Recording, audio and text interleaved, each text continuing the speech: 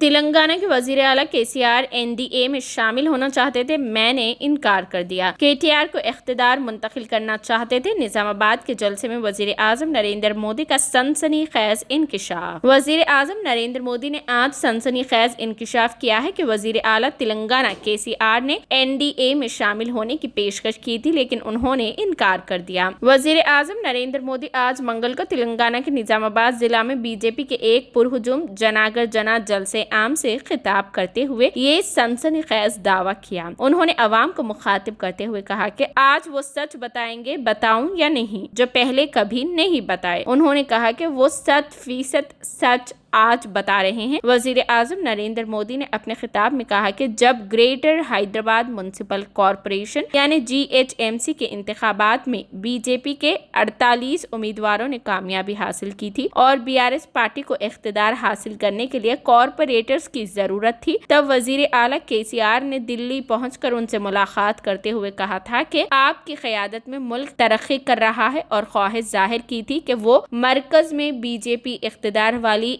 NDA हुकूमत में शामिल होना चाहते हैं और हैदराबाद म्युनिसिपल कॉरपोरेशन में हमारी मदद कर दीजिए। वजीर आजम नरेंद्र मोदी अपने खिताब में कहा कि उन्होंने वजीर आला केसीआर से कहा कि आपके कारनामे ऐसे हैं कि कोई भी आपके साथ जुड़ नहीं सकता है और हमें अपोजिशन में बैठना मंजूर है, लेकिन तायद नहीं करेंगे और तेलंगाना के अवाम के साथ दगा नहीं करेंगे। उन्होंने कहा कि कॉरपोरेटर्स की कामयाबी तेलंगाना में बीजेपी शुरुआत है। वजीर आजम नरेंद्र मोदी ने अपने खिताब में कहा कि उन्होंने वजीर आला केसीआर की तायद से इनकार कर दिया और NDA में शामिल करने से भी इनकार कर दिया।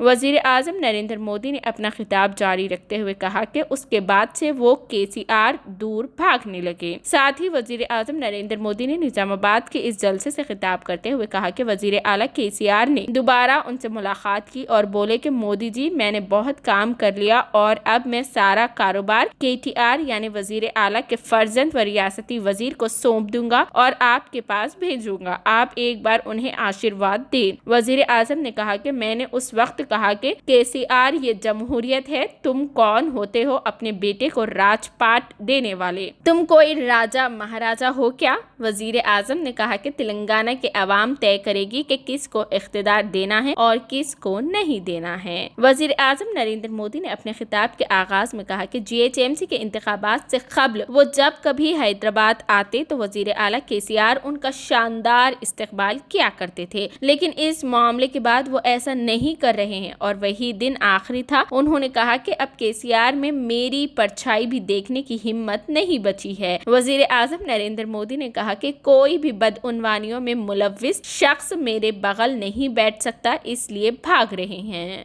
कर्नाटका चुनाव में BRS ने कांग्रेस की जमकर मदद की थी और अब इस चुनाव में कांग्रेस अपना कर्ज उतार रही है, क्योंकि कर्नाटक में भरपूर खजाना, ये तेलंगाना की जनता से लूटा हुआ माल कर्नाटका में कांग्रेस को दे दिया गया ताकि वहां कांग्रेस जीत जाए, फिर उसको मिलकर के तेलंगाना में जिल जाए। ये BRS खेल करती है भाइयों। मैं आज पहली बार एक रहस्य खोलने जा रहा हूं। खोल दूं? सच बता दूं? बता दूं? बता दूं भाइयों? पहले कभी नहीं बताया, आज बता देता हूं। और मेरे पत्रकार मित्रों से भी कहता हूं, जांच करवा लेना। 100% सच्चाई बताने आया हूं मैं आज। जब हैदराबाद म्युनिसिपल कॉरपोरेशन का इलेक्शन हुआ, भारतीय जनता पार्टी 40-45 सीटें जीत करके आ गई। 48 किसी को बहुमत नहीं मिला। केसीआर को सपोर्ट की जरूरत थी और आपने देखा होगा हैदराबाद कॉरपोरेशन के चुनाव के पहले वो एयरपोर्ट में पूरी फौज लेकर के मेरा स्वागत करने के लिए आते थे, बढ़िया बढ़िया माला पहनाते थे बहुत सम्मान करते थे, याद है ना? फिर क्या हुआ भाई, अचानक बंद हो गए? अचानक इतना गुस्सा क्यों निकल रहा है? इसका कारण यह है कि हैदराबाद के चुनाव के बाद, ये भी तारीख चेक कर ले मीडिया वाले, वो दिल्ली मुझे मिलने आए, बहुत बढ़िया मुझे शाल उड़ाई, बहुत मुझे आदर किया और इतना प्यार दिखाया, ये केसीआर के कैरेक्टर में ही नहीं है। और फिर मुझे कहने लगे कि आपके नेतृत्व में देश प्रगति कर रहा है, हम भी एनडीए का हिस्सा बनना चाहते हैं, आप हमें एनडीए में शामिल कर दीजिए। मैंने कहा आगे क्या? बोले हैदराबाद में म्युनिसिपल कॉरपोरेशन में हमारी मदद कर दीजिए। मैंने केसीआर को कहा, आपके कारनामे ऐसे हैं, मोदी आपके साथ जुड़ नहीं सकता है। हैदराबाद में हमें विपक्ष में बैठना पड़ेगा तो बैठेंगे। केसीआर की सरकार हमारे कार्यकर्ताओं पर जुल्म करेगी तो जुल्म सहेंगे, लेकिन हम तेलंगाना की जनता से दगा नहीं कर सकते हैं। भले तेलंगाना की जनता ने हैदराबाद में हमें पूर्ण बहुमत दे दिया, लेकिन 48 सीट भी तेलंगाना का भाग्य बदलने की शुरुआत है।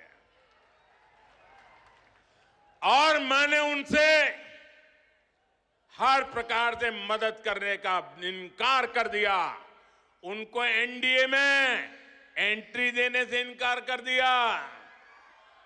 उसके बाद उनका दिमाग फटका,